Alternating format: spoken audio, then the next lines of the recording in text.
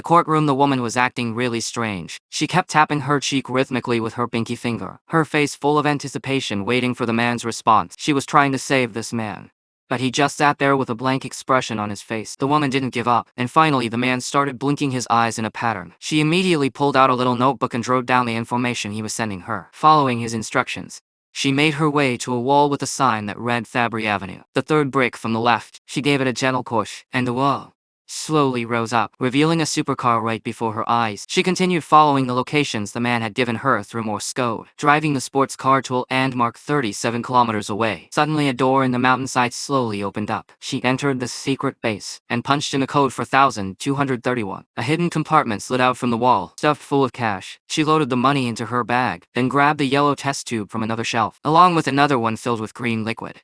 Then, without wasting any time, she headed straight to, with just a little bit of her charm. The deputy minister immediately said he'd do anything if she would marry him. He was willing to do whatever it takes. So the woman played right along and told him that if he took her to see the man in prison, she would agree to marry him. The deputy minister was confused, wondering why she would want to see that devil in prison. After all, he was the notorious thief who had killed countless wealthy elites and officials. Diabolik. The woman put on an excited and curious look.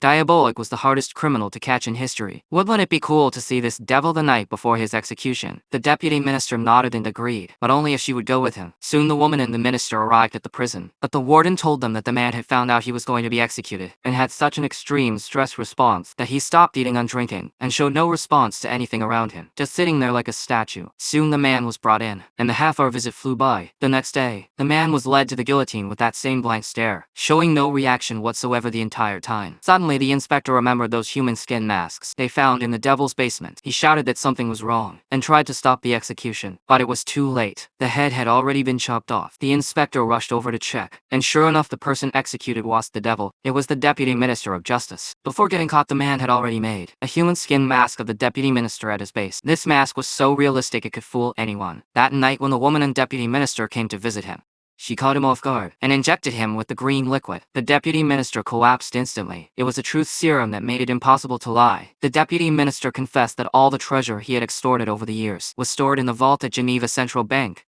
After that, the man had the woman inject the deputy minister with the yellow serum, which was a paralytic drug that would leave someone completely unresponsive for 24 hours.